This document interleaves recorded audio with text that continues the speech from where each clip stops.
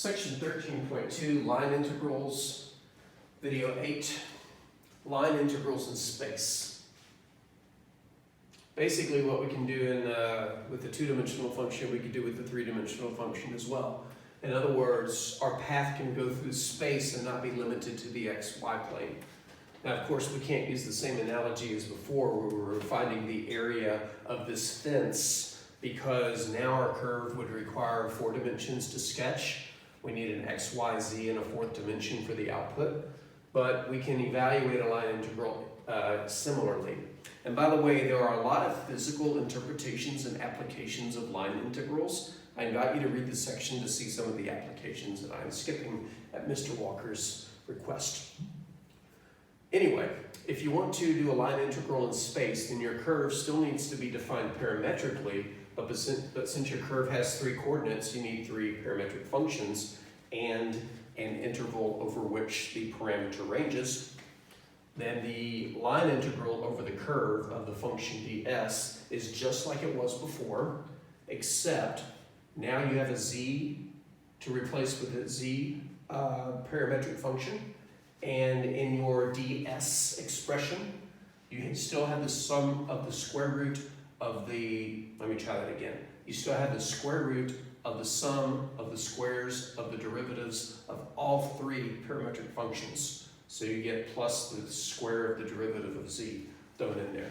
So it's just a natural extension. And yes, this could be extended beyond a curve in space, but good luck sketching something in 4 dimensions or more. All right, so we're going to do this example where we evaluate the line integral over the curve C of y times sine of z ds over the helix. You know, DNA is a double helix. This is a single helix. Xt equals cosine of t, yt equals sine of t, zt equals t over the interval 0 equals 0 is less than or equal to t, which is less than or equal to 2 pi. It's easy to explain why this is a helix. In 2 dimensions, this is a circle. Starts on the positive x-axis and makes 1 revolution. But now we're throwing in a z-coordinate that says whatever your angle is, go up that high. And so as the circle is spinning, it's also going up at the same time. So it makes a helix. All right, mechanically speaking, this one's pretty easy because we've already got the parameters set for us. So let's see what this will look like. I hope I have enough room to evaluate it right here. Our parameter is ranging from 0 to 2 pi. Y is equal to sine of t, so we're going to replace this y with its parametric function.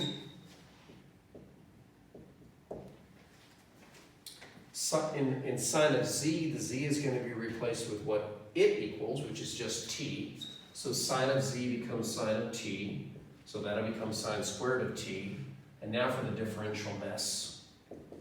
We need to take the square root of the sum of the squares of the derivatives. The derivative of cosine is negative sine, and when we square it, the negative cancels or becomes positive, so we get sine squared of t. Well, it'd be nice to have a cosine of squared t following that. Oh, here comes one. Next is the square of the derivative of the y function. The derivative of the sine is cosine, so we square that. I'm happy to see that because the cosine squared t plus the sine squared t will equal 1. Speaking of 1, for the third part of the radicand, we need the square of the derivative of the z function, but the derivative of the z function is 1, and 1 squared is 1. All right, so we have the integral from 0 to 2 pi of sine squared of t. The square root becomes the square root of 1 plus 1, so it's the square root of 2. Which I'm going to put on the outside because it's not going to do anything except get in the way.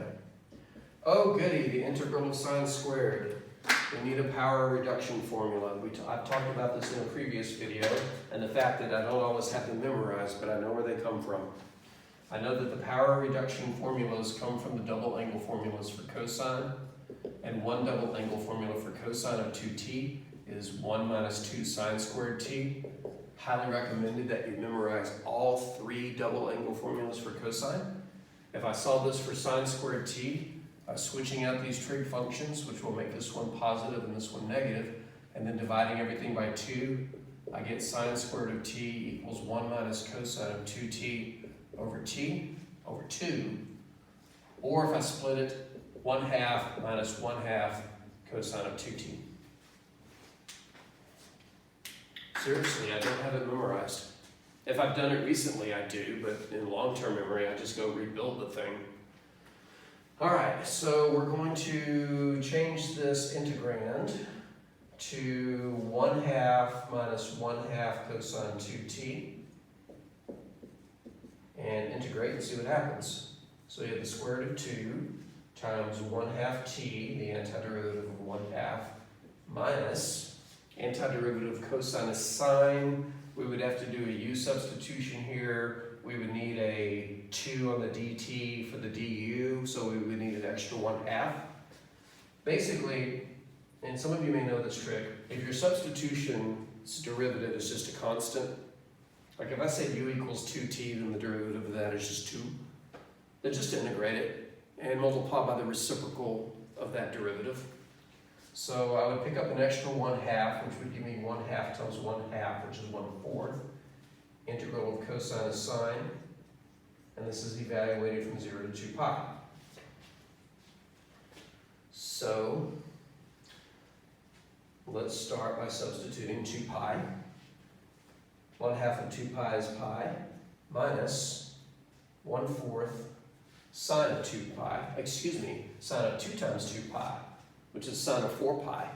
Well, 4 pi is 2 whole revolutions, so I'm over here on the unit circle, and sine measures the y-coordinate on the unit circle, and over here, the y-coordinate is 0.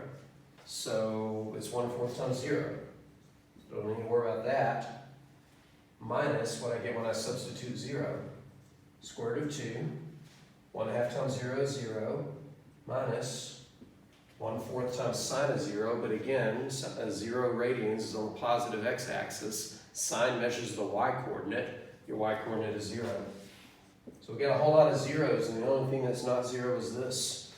So our answer is the square root of 2 times pi. What a funky answer.